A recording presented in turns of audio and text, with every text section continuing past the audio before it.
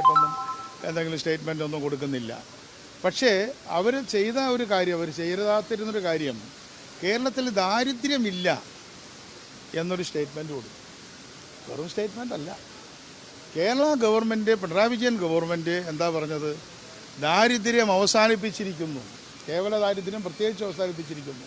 ഞങ്ങളെല്ലാം എന്ന് പറഞ്ഞ് ഇക്കണോമിസ്റ്റുകൾ പറഞ്ഞു ദാരിദ്ര്യം അവസാനിച്ചിട്ടില്ല, കടുത്ത ദാരിദ്ര്യം നിലനിൽക്കുകയാണ്. കാരണങ്ങൾ പലതാണ്, പക്ഷേ കടുത്ത ദാരിദ്ര്യം നിലനിൽക്കുകയാണ്. അത്തരത്തിലുള്ള കടുത്ത ദാരിദ്ര്യത്തിലേക്ക് കണ്ണു തുറപ്പിക്കുന്ന നടപടിയാണ് പ്രിയദർശിനി എന്ന് ഞാൻ വീണ്ടും ഇപ്പോൾ പറയുകയാണ്. അതിനെ ഞാൻ വളച്ചൊടിച്ചെന്നോ എന്താ പറയുക പൊട്ടിച്ചെന്നോ ഒന്നും ഞാൻ ആക്ഷേപിക്കാനില്ല. അതായത് നമ്മളത് ഒരു ലോങ് സ്പീച്ചായിരുന്നു, ഞാൻ ഓരോ മിനിറ്റും എന്താ പറഞ്ഞത് ഇപ്പോൾ ഓർക്കുന്നില്ല, എഴുതി തയ്യാറാക്കിയ പ്രസംഗമല്ല. പലപ്പോഴും പാവപ്പെട്ട ആളുകളാണെങ്കിലും അവർ വെൽ ടു ഡു ആയിട്ടാണ് അവർ പ്രസൻറ്റ് ചെയ്യുന്നത്. പണ്ടത്തെ പോലെയല്ല. നമ്മളിപ്പോൾ ഒരാളെ, പാവപ്പെട്ട ഒരാളെ പെട്ടെന്ന് അവരുടെ ഡ്രസ്സ് കൊണ്ടൊന്നും നമുക്ക് മനസ്സിലാക്കാൻ പറ്റും. പക്ഷേ റിയലി പുവർ, അവരിൽ പൈസയൊന്നുമില്ല. കാരണം അവർക്ക് അവരെ സ്വന്തം നല്ല രീതിയിൽ പ്രസൻറ്റ് ചെയ്തിട്ട് വേണം അവർക്ക് ജോലിക്ക് പോകാനായിട്ട്. പ്രത്യേകിച്ചും ഷോപ്പ് കീപ്പേഴ്സ് അല്ലേ. അതേപോലെ തന്നെ ഇപ്പോൾ മറ്റുള്ള ചെറിയ ചെറിയ ജോലികൾക്ക് 10,000 രൂപ 2,000 രൂപയ്ക്കൊക്കെ ഉള്ള അല്ല സോറി 12,000 രൂപയ്ക്കൊക്കെ ഉള്ള ജോലി ചെയ്യുന്നില്ലേ, അവരൊക്കെ നല്ല രീതിയിലാണ് അവരെ സ്വയം പ്രസൻറ്റ് ചെയ്യുന്നത്. അല്ലാത്ത പോലെ പണ്ടത്തെ പോലെ ഒരു മുഷിഞ്ഞ ഡ്രസ്സ് ഇട്ടിട്ടൊന്നും ഇപ്പോൾ ഒരാൾക്ക് നടക്കാൻ പറ്റില്ല. അതുകൊണ്ട് അവരെ സംബന്ധിച്ചിടത്തോളം നമ്മൾ തെറ്റിദ്ധരിക്കരുത്. ഇപ്പോൾ ഒരേപോലത്തെ 2 ഡ്രസ്സ് ഇട്ടിട്ടുള്ള ആളുകളിൽ അതിലൊരാൾ വളരെ പാവപ്പെട്ട ആളാണ്. അവർക്ക് അവരുടെ സമ്മർദ്ദം കൊണ്ട് അവർക്ക് വായിക്കാൻ പൈസ ഉണ്ടായിട്ടല്ല. അതുകൊണ്ട് ഞാൻ പറഞ്ഞതിൻ്റെ മൊത്തം സ്പിരിറ്റ്, കേരളത്തിൽ ഒരു 35-40% ആളുകൾ അതീവ ദുഃഖം, ഈ സാമ്പത്തികമായിട്ടുള്ള ഡിപ്രൈവേഷൻ, ഇല്ലായ്മകളുള്ളവരാണ്. അവരതിനെ മറികടക്കാൻ പലതരത്തിലുള്ള പരിശ്രമങ്ങൾ നടത്തിക്കൊണ്ടിരിക്കുകയാണ്. ആ പരിശ്രമങ്ങളിൽ ഒരു ഗൗരവമായ ഇടപെടലായിരുന്നു പ്രിയദർശിനി. തള്ളിക്കളയെന്നുള്ള വാക്കിന് ഇനി ഉപയോഗിക്കാതിരിക്കാം. എനിക്ക് ഒരു പ്രശ്നം ഉണ്ടായിക്കോട്ടെ, അപ്പം ഉണ്ടായിപ്പോയല്ലോ. അല്ല, ഞാനിതിൽ പഠിച്ചൊരു കാര്യം, എല്ലാ ദിവസവും ഒരു ലേണിംഗ് ഡേ ആണല്ലോ. പ്രസംഗിക്കുമ്പോൾ വളരെ ശ്രദ്ധിക്കണം.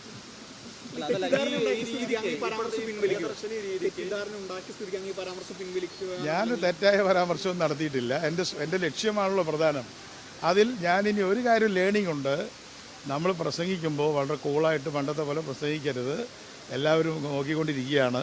അതുകൊണ്ട് എല്ലാവരും CP ജോണിനെ ഇത്രയും വെയിറ്റ് തീർച്ചയായിട്ടും. അതുകൊണ്ട് it's A learning for me. അതൊരു പഠനമാണത്, എനിക്കൊരു പഠനമാണ്. അതുകൊണ്ട് ഞാൻ ശ്രദ്ധിക്കാം. അല്ല, ഞാൻ പരിഹസിക്കാൻ വേണ്ടി പറയുന്നല്ല. പക്ഷേ ഇപ്പം ഞാൻ നിങ്ങളോട് ഇപ്പോൾ സുഹൃത്തുക്കളോട് സംസാരിക്കുന്ന പോലെ പറയാണ്, എന്നെ നിങ്ങൾക്ക് അറിഞ്ഞൂടെ? ഞാനങ്ങനെ പറയുമോ, അധിക്ഷേപിക്കുമോ സ്ത്രീകളെ അല്ലെങ്കിൽ തൊഴിലാളികളെ? അപ്പം അത് നിങ്ങൾ ഒരു പരാതി മാത്രമേ ആയിരിക്കുള്ളൂ. ഇതാദ്യം കൊടുത്ത ഒരു വ്യക്തി അല്ലെങ്കിൽ ഒരു മാധ്യമം അത് കൊടുക്കുന്നതിന് മുമ്പ് എന്നോടൊന്ന് ചോദിക്കാമായിരുന്നു. ചോദിക്കാത്തതുകൊണ്ട് വിരോധമൊന്നുമില്ല. ചോദിക്കാത്തത് ആരാന്ന് എനിക്കറിയാം. അവരോടും പരാതിയില്ല. അവർ വന്നാലും ഇനി സംസാരിക്കാം. മാധ്യമങ്ങളുടെ അവകാശത്തെ ചോദ്യം ചെയ്യല്ല. പക്ഷേ നമ്മളൊരു കാര്യം ചെയ്യുമ്പോൾ, ഞാൻ നിങ്ങൾക്ക് സ്റ്റഡി ക്ലാസ് എടുക്കുകയല്ല, ചെയ്യുമ്പോൾ ഒരു മഹത്തായ ഒരു പ്രോഗ്രാം, ആ പ്രോഗ്രാം ഡാമേജ് ചെയ്യപ്പെടുന്നുണ്ടോ എന്ന് നോക്കണം. ഞാനത് ഡാമേജ് ചെയ്യാനല്ലല്ലോ ഉദ്ദേശിക്കുക. ഞാനതിനെ പുകഴ്ത്താനല്ലേ ശ്രമിക്കുക, അല്ലെങ്കിൽ അതിനെ പ്രൊമോട്ട് ചെയ്യുന്ന ഒരാളല്ലേ, അതല്ലേ എൻ്റെ ജോലി. അപ്പോൾ അങ്ങനെ ചെയ്യുന്ന ഒരാൾ അതിനെ താഴ്ത്തി കാണിച്ചു എന്നുള്ള ഒരു പ്രചരണം കൊണ്ട് നാട്ടിൽ ഗുണമാണോ ദോഷമാണോ എന്നുള്ളത് നിങ്ങൾ പരിശോധിക്കുക. അല്ലാതെ എനിക്ക് അതിനോട് പരിഭവമൊന്നുമില്ല. മാധ്യമങ്ങളുടെ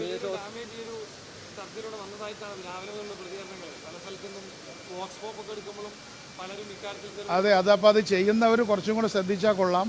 പ്രിയദർശിനിയെ ഞാനിപ്പോൾ ഇനി ഔദ്യോഗികമായിട്ട് പറയാം, പ്രിയദർശിനിയെ ഉയർത്തിപ്പിടിക്കാനാണ് ഈ ഗവൺമെൻറ് ആഗ്രഹിക്കുന്നത്. പ്രിയദർശിനിയിൽ കയറുന്ന സ്ത്രീകളുടെ പ്രയാസമാണ് ഞാൻ വിവരിച്ചത്. ആ പ്രയാസങ്ങളിൽ വാസ്തവത്തിൽ പലപ്പോഴും അവർ പറഞ്ഞ കാര്യങ്ങൾ പറയുമ്പോൾ നമ്മുടെയൊക്കെ കണ്ണ് നിറയാറുണ്ട്. അത്തരത്തിലുള്ളൊരു പൊതുപ്രവർത്തകനാണ് ഞാൻ. അതിൻ്റെ പേരിൽ ഇപ്പോൾ ആർക്കും ഒരു കൺസെഷനൊന്നും എനിക്ക് തരണ്ട. പക്ഷേ ആദ്യമായിട്ട് എൻ്റെ പ്രതികരണത്തെക്കുറിച്ചൊരു വിമർശനം നടത്തുമ്പോൾ അതെന്താണ് ഞാൻ ഉദ്ദേശിച്ചത് എന്ന് ചോദിച്ചിരുന്നെങ്കിൽ നല്ലതാകുമായിരുന്നു.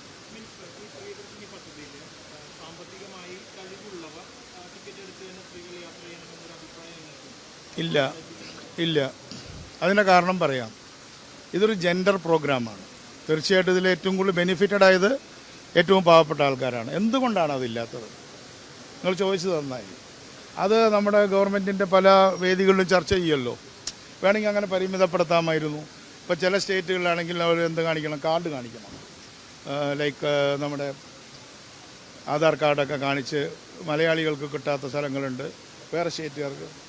നമ്മുടെ അടുത്തത് എന്താണെന്ന് പറഞ്ഞാൽ, ഒരു സ്ത്രീ അവർ ആ സ്ത്രീകളുടെ അവകാശം ഉപയോഗിക്കാൻ വേണ്ടി ഓരോ തവണയും ഞാൻ പാവപ്പെട്ട ആളാണ് എന്ന് പ്രൂവ് ചെയ്യേണ്ടി വരുന്നത്.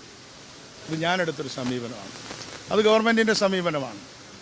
അതിൽ എന്തുകൊണ്ട് പലരും വളരെ വിദഗ്ധന്മാരായ ആൾക്കാർ പറയേണ്ടത് നിങ്ങൾക്ക് ഒരു 20% കുറയ്ക്കാൻ പറ്റും, 30% കുറയ്ക്കാൻ പറ്റും. പക്ഷെ അവിടെയും ഞാൻ പാവപ്പെട്ടവരുടെ കൂടെയാണ് നിൽക്കുന്നത്. അവരുടെ ആംഗിളിലാണ് പറയുന്നത്. അവരുടെ ആംഗിൾ എന്താണ്? ഒരു സ്ത്രീ എപ്പോഴും പോയിട്ട് ബസ്സിൽ പോയിട്ട് അയ്യോ ഇത് ഞാൻ പാവപ്പെട്ട സ്ത്രീയാണ്, എനിക്ക് കൺസെഷനുണ്ട്, ഇതെനിക്ക് തരണമേ എന്ന് പറയുന്ന ഒരു സിറ്റുവേഷൻ പോലും ഉണ്ടാവരുത്. അല്ലാതെ പണക്കാർക്ക് കൊടുത്തതല്ല. പാവപ്പെട്ടവർ പാവപ്പെട്ടവരാണെന്ന് ഒരു ദിവസം 4 തവണ പറയേണ്ടി വരുന്നൊരു സ്ഥിതി ഉണ്ടാവരുത് എന്നതുകൊണ്ടാണ് യൂണിവേഴ്സലാക്കിയത്. ഇതൊക്കെ ഞാനിപ്പോൾ വീണ്ടും പറയേണ്ടി വരുന്നു എന്നുള്ളത് നമ്മുടെ ഒരു ഓക്യുപ്പേഷണലായ പ്രോബ്ലമാണ്. പക്ഷേ എനിക്ക് ഉള്ള ഒരൊറ്റ പരാതിയേ ഉള്ളൂ. എൻ്റെ പ്രസ്താവനയെക്കുറിച്ച് ഇതിപ്പോൾ ആദ്യമായിട്ട് എല്ലാവരും ഒരുമിച്ചല്ലല്ലോ കൊടുത്തത്. ആദ്യം കൊടുത്തൊരു ചാനലുണ്ടാവുമല്ലോ. ആ ചാനൽ എന്നോടൊന്ന് ചോദിക്കാമായിരുന്നു. അതുകൊണ്ട് പണക്കമൊന്നുമില്ല.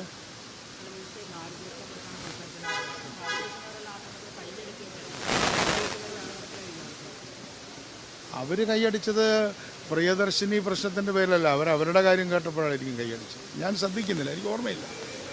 അവരോട് പറഞ്ഞത് ഞങ്ങൾ എല്ലാ തരത്തിലുള്ള വാഹനങ്ങളെയും ഒരുപോലെയാണ് കാണുന്നത്.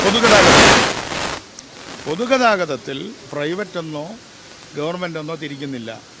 പൊതുഗതാഗതത്തിൽ ഇൻവെസ്റ്റ് ചെയ്ത ഇൻവെസ്റ്റർമാരായിട്ടാണ് ഞങ്ങൾ സ്വകാര്യ ബസ്സുകാരെ കാണുന്നതെന്നുള്ളത് ഞാൻ ഡേ 1 തൊട്ട് പറയുന്നതാണ്. ഇപ്പോഴും അങ്ങനെ തന്നെയാണ് പറയുന്നത്. അപ്പോൾ പത്മകുമാർ കമ്മീഷൻ റിപ്പോർട്ട് വരുമ്പോൾ അത് കുറച്ചും കൂടെ വ്യക്തമാക്കാൻ പറ്റും. നമ്മുടെ നാട്ടിലെ കുടുംബനായകന്മാരും കുടുംബനായികമാരും അവരുടെ കുട്ടികളെങ്കിലും അവർക്ക് രക്ഷപ്പെടണമെന്ന് അവർ കരുതിയിട്ട് അവർ കുറേ ആളുകൾ അതിനുവേണ്ടി നിർബന്ധിതരാവുകയാണ്. വാസ്തവത്തിൽ പൊതുവിദ്യാഭ്യാസത്തിലേക്ക് അവർ വന്നാൽ മതി. പക്ഷെ വിദ്യാഭ്യാസത്തിൻ്റെ ക്വാളിറ്റി ഇനി ഇമ്പ്രൂവ് ചെയ്യണം. അത് താങ്കൾ പറഞ്ഞതാണ്, ഞാൻ പറഞ്ഞിട്ടില്ല. എൻ്റെ കുട്ടികൾ അവിടെയല്ലേ പഠിച്ചത്. നിർബന്ധിതരാകുന്നു എന്ന് പറഞ്ഞാൽ അവരുടെ ഒരു മെൻറ്റാലിറ്റി എന്ന് പറഞ്ഞാൽ ഞങ്ങൾ ഇങ്ങനെയൊക്കെ ബുദ്ധിമുട്ടി ജീവിക്കുമ്പോൾ അതിനെ മറികടക്കാനുള്ള സൊല്യൂഷനായിട്ട് അവരത്തരം സ്കൂളുകളെ കാണുന്നത് അവരുടെ ചോയ്സാണ്. ഇപ്പോൾ ഞാൻ കുട്ടികളെ പിന്നെ മലയാളം മീഡിയത്തിൽ പഠിപ്പിച്ചു, ഇംഗ്ലീഷ് ഗവൺമെൻറ് സ്കൂളിൽ പഠിപ്പിച്ചു എന്നുള്ളത് ഒരു വിഷയമേ അല്ല. അപ്പോൾ അതുകൊണ്ട് നമ്മളെ സംബന്ധിച്ചിടത്തോളം ഇപ്പോൾ വേറെ ചില രാഷ്ട്രീയ നേതാക്കൾ പഠിപ്പിച്ചില്ല, ഇതൊന്നും അല്ലല്ലോ പ്രശ്നം. ഇതിലെ പ്രശ്നം ഞാൻ പറഞ്ഞത് ഇതെൻ്റെ പ്രസംഗത്തിൻ്റെ സ്പിരിറ്റ് എന്താണ്. ടെക്സ്റ്റിലോ അതിൻ്റെ ഡെലിവറിയിലോ ചിലപ്പോൾ പാളിച്ച പറ്റിയിട്ടുണ്ടാവാം. ഇപ്പോൾ തള്ളിക്കയറുന്നത് പറയുന്നതിന് പകരം പറയേണ്ടിയിരുന്നില്ല. ഇപ്പം ഞാൻ എന്നെ തന്നെ ഓഡിറ്റ് ചെയ്യാണ്. അതുപോലെ തന്നെ അങ്ങനെ എന്തെങ്കിലും വാക്കുകളൊക്കെ ഉണ്ടാവും. പക്ഷേ എൻ്റെ സ്പിരിറ്റ് എന്താണ്? ആസ് എ മിനിസ്റ്റർ, ആസ് ഒരു പൊളിറ്റിക്കൽ വർക്കർ, എൻ്റെ സ്പിരിറ്റ് എന്താണ്? ഞാൻ ആരുടെ കൂടെ നിൽക്കുന്നു? ഞാൻ പാവപ്പെട്ടവരുടെ കൂടെ നിൽക്കുന്നു, ഞാൻ സ്ത്രീകളുടെ കൂടെ നിൽക്കുന്നു. ആ കാര്യത്തിൽ നിങ്ങൾ എന്നെ മനസ്സിലാക്കണം, ഗവൺമെൻറ്റിനെ മനസ്സിലാക്കണമെന്ന് അഭ്യർത്ഥനയേ ഉള്ളൂ. അധിക്ഷേപങ്ങളോ ആരോപണങ്ങളോ ഒന്നുമില്ല.